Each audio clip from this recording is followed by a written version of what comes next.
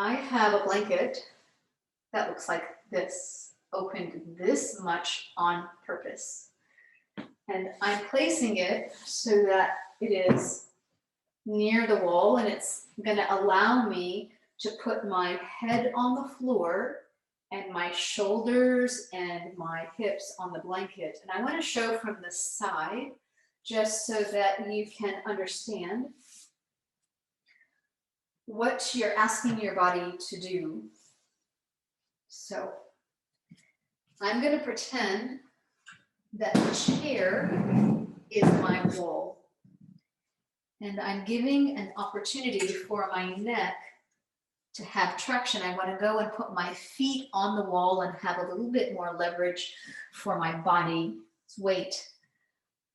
But to give my neck traction, my shoulders are on the blanket and my head drops down, and that is not for everyone. If you have a really tight neck or you have a neck that is sensitive, then you want to keep your head and your shoulders on the same level.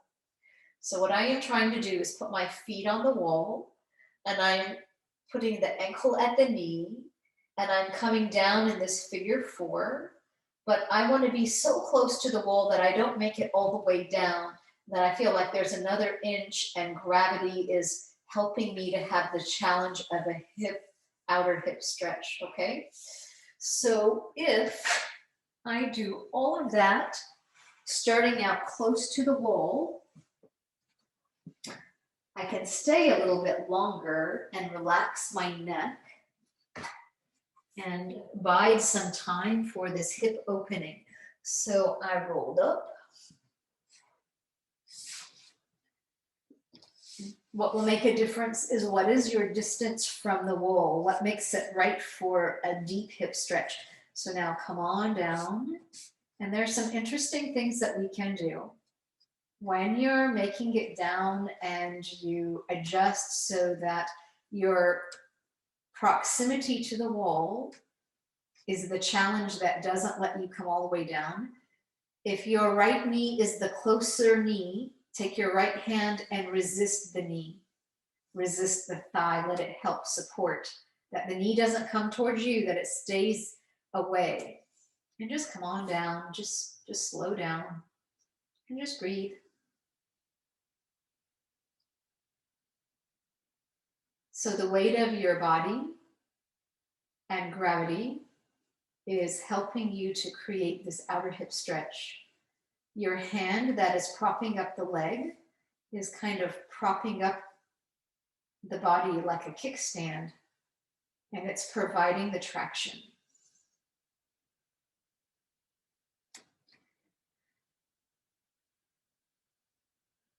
So if I had a chair, the chair might be too light to really allow me this deepening practice where the entire body weight can just rest on the foot against the wall that's not moving. And then slowly come on up and switch. I have to lift my pelvis as if I'm going into a shoulder stand, and I can park the other ankle at the knee. I know that this is my tighter side, so I'm not going to readjust. I just know that I'm going to get there and I'm going to have a little bit more of a challenge.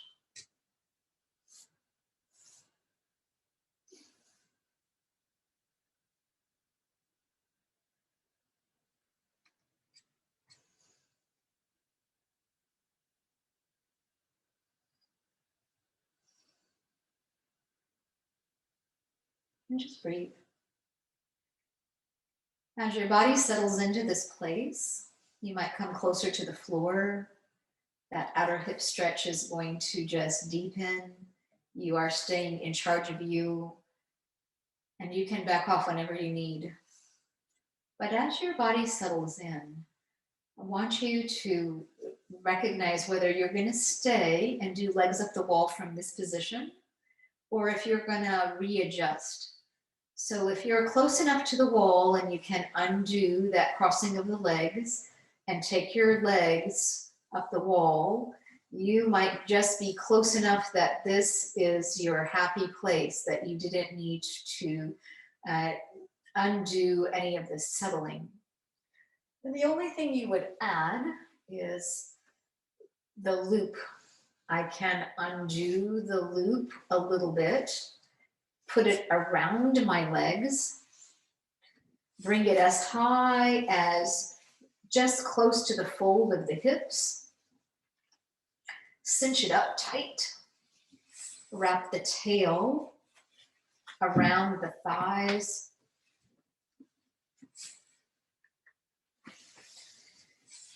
and when I get close to the knee, I can just tuck the tail of the strap. So I like working with an 8 or 10 foot strap. I think that we have many more opportunities available to us in preparations when we have a longer strap. So if what you needed to do was to change your blanket and fold it and put it under your pelvis or under your head, it needs to support legs up the wall in a way that makes it just a true restorative for you. Your blocks can come in handy if you're just a few inches away from the wall, and you can put them against the wall. If you feel that you started out too far away and you just want this to come in handy for something, then you can put your blocks along the wall and push with your hands and just buy yourself a little bit of length through your neck, keeping the shoulders out of the ears, and just push and hold this position for a few breaths. And then relax. While we continue to settle in, there's one more place I want us to explore. We're going to return to the idea of our beginning. I'm going to take my arms on the floor and find that V. The back of my hands are at the floor and I have this wide V. And I want to bend in the elbows and bring my hands toward the W. And this is a reference point for you. Are you able to rest your elbows on the floor? Can you go back to your V? Are you able to draw the elbows close to you back to that W? Can you go back to that V? One more time, please, just to go through and in between those two places. Because if your elbows don't rest at the floor, if your hands don't rest at the floor, it's okay. Just to give time for that introduction of range of movement. It creates a little bit of opening.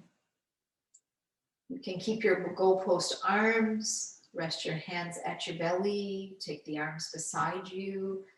Find what makes it comfortable. And close your eyes.